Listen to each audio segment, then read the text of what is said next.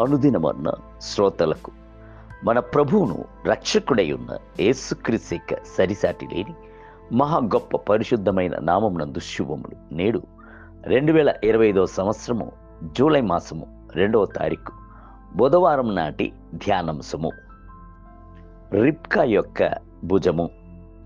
ఆదికాండము 24వ అధ్యాయము 15వ వచనమందు రిబ్కా కడవను భుజం మీద పెట్టుకుని బయలుదేరి వచ్చాను. రిబ్కా యొక్క భుజము మీద కడవ ఉండెను.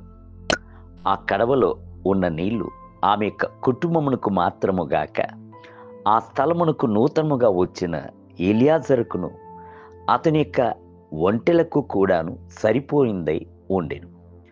ఆ భుజములకు లభించిన ఎంతటి గొప్ప మేలు ఆలోచించి చూడుడి. రిబ్కా యొక్క కడవ ఖాళీ కడవ కాదు, లోతైన నూతులోనికి దిగి నీళ్లను నింపుకుని వచ్చేటువంటి నిండైన కడవ. దానిని భుజములపై మోయుచున్నప్పుడు భారముగానే ఉండి ఉండవచ్చు. అట్టి భారమును ఆమె తన యొక్క భుజములపై సహనముతో మోసినందున ఆమె యొక్క ఇంట్లో ఉన్నవారికి ఆమె వలన మేలు చేయగలిగాను. ముందు వెనక తెలియని వారికి కూడాను సహాయము చేయగలిగాను. ఆ చిన్నదాని భుజముపై నుండి ఆమె యొక్క కుటుంబమునకును ఇతరులకును అంతటి మేలుకరమైన అంశములు వచ్చుచున్నదంటే క్రీస్తు యొక్క భుజములు ఎంతటి అత్యధికమైన ఆశీర్వాదం మనకు తీసుకుని వచ్చుచున్నదై ఉండును. ఆయనే సమస్త మేలులకును ఔన్నత్యములకును ఆశీర్వాదములకును కారణభూతుడు. ఆయన యొక్క భుజములు భారమును భరించు భుజములు. మన యొక్క సమస్త భారములను దుఃఖములను ఆయన యొక్క భుజములపై మోపివేయవచ్చును.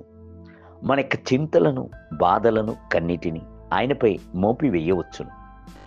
మన యొక్క సమస్యలను పోరాటములను సమస్తమును ఆయనపై దింపివేయవచ్చును. కీర్తనకారుడు సెలవిచ్చుచున్నాడు, నీ భారము యెహోవా మీద మోపుము. 55వ కీర్తన 22వ వచనం.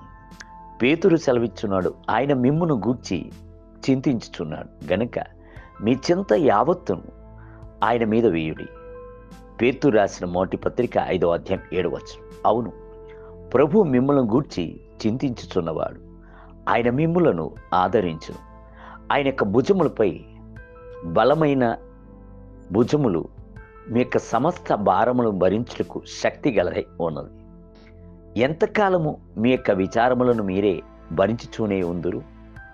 అప్పుల భారము, ఇంటి సమస్యను భారము, కాని మాటలను గూర్చిన భారము, పాపపు భారము మొదలగు వాటినన్నిటిని మీరే భరించుచున్నప్పుడు నేడే వాటిని ప్రభు యొక్క భుజములపై మోపివేసి ఆయనను కృతజ్ఞతతో స్తుతించుదురుగాక. అప్పుడు మీ యొక్క అంతరంగమునందు గొప్ప విశ్రాంతి కలుగును, దైవిక సమాధానం వచ్చును, ప్రాణమునందు గొప్ప విడుదల విశ్రాంతి వచ్చును. యెహోవా నా పక్షమున సమస్త కార్యమును సఫలము చేయును. 138వ కీర్తన 8వ వచనం. ప్రభు మన కొరకు మన యొక్క పాపములను శాపములను రోగములను బలహీనతలను దుఃఖములను భరించెను. నేడు కూడాను మీ యొక్క భారములను మోయుటకు ప్రభు ఆసక్తితో ఉన్నాడు. దేవుని బిడ్డలారా, మీ యొక్క భారములను ప్రభు యొక్క భుజములపై మోపివేయుడి. నేటి ధ్యానమునకై ప్రయాసపడి భారము మోసుకొనుచున్న సమస్త జనులారా, మీరందరూ నా యొద్దకు రండి, నేను మీకు విశ్రాంతిని కలుగజేయుదును. మత్తయి సువార్త 11వ అధ్యాయం 28వ వచనం. నేటి వేద పఠనము ఉదయము యోబు గ్రంథము 22, 23 మరియు 24 అధ్యాయములు. సాయంత్రము అపోస్తల కార్యము 11వ అధ్యాయము. ప్రభువు మిమ్ములను దీవించునుగాక. ఆమేన్.